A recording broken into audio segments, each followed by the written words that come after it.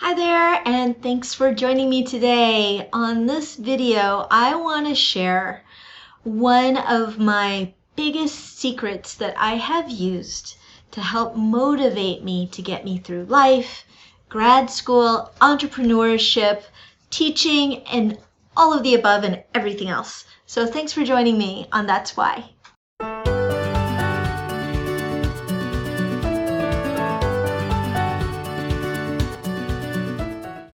Okay, so before we get started, if you like this video, please like, share, and subscribe so that you can spread this goodness everywhere you go. And believe me, this is going to be good. So I want to start this video with a story of what happened to me in 7th grade. In 7th grade, I was, as you can probably imagine, probably the smallest and weakest little child in my PE class. And during that week, we had to do a series of physical endurance tests. This is the one where it's like, how long does it take for you to run a mile?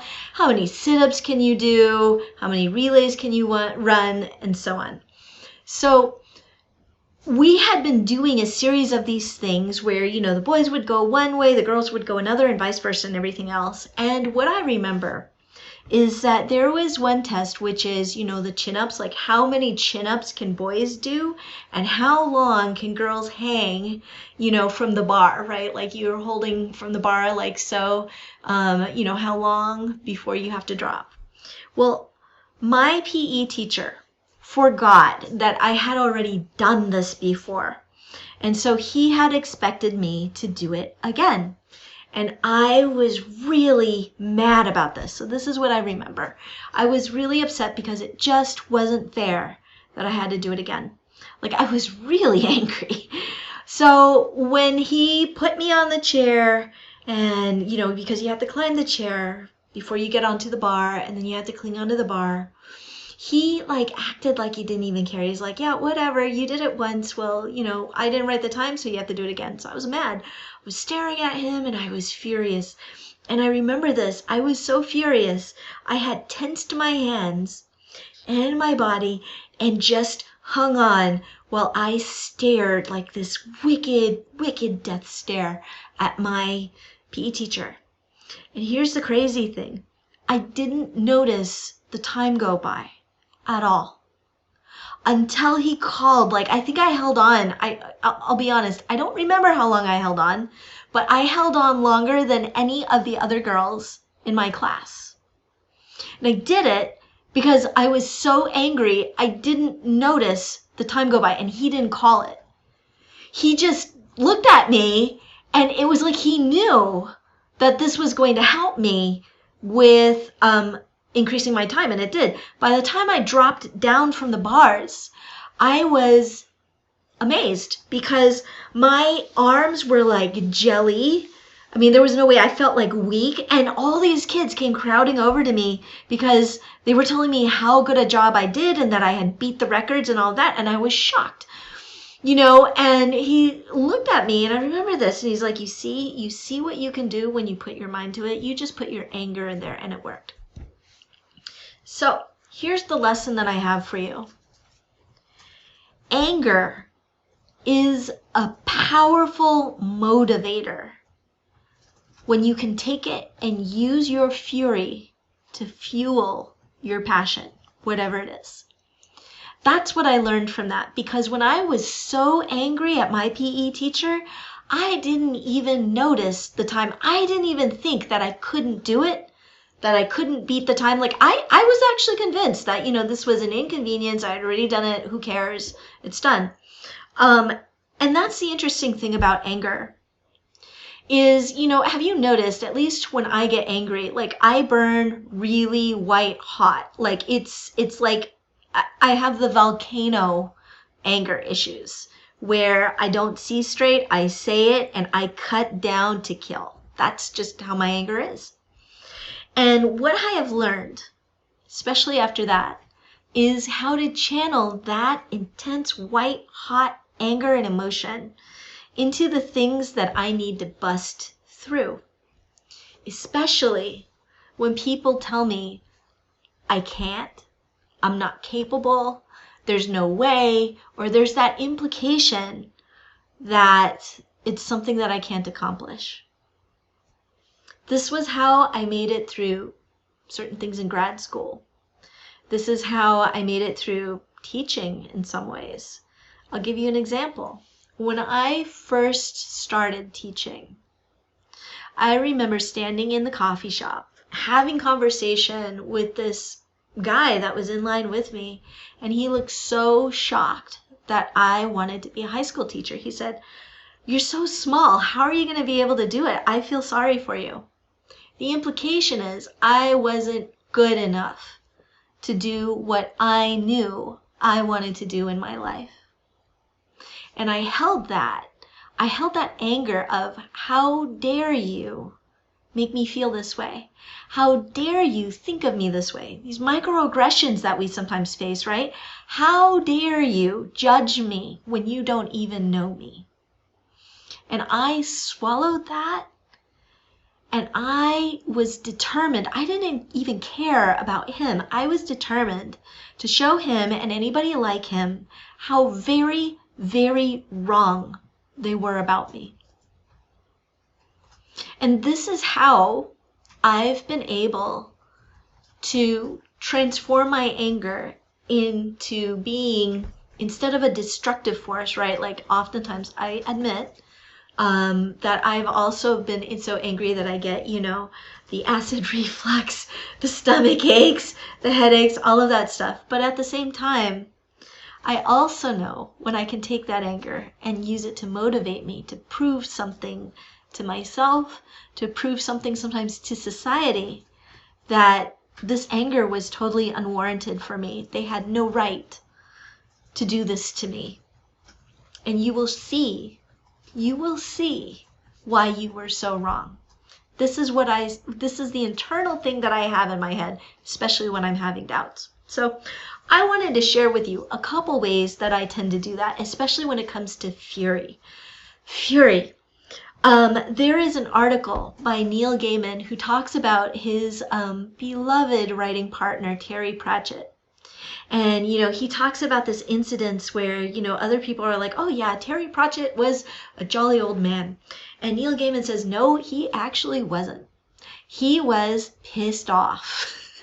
He was angry at how society was, at how people were treated, at how this and that were. And he channeled that anger into his stories. And you could see it. You can feel that through the passion. That anger became a source and a wealth of creativity for him. It became the motivator to get the words out. And that's, I think, is what those emotions can do for us. When you are especially looking at something and it's wrong and you want to change it, getting angry about it can actually help.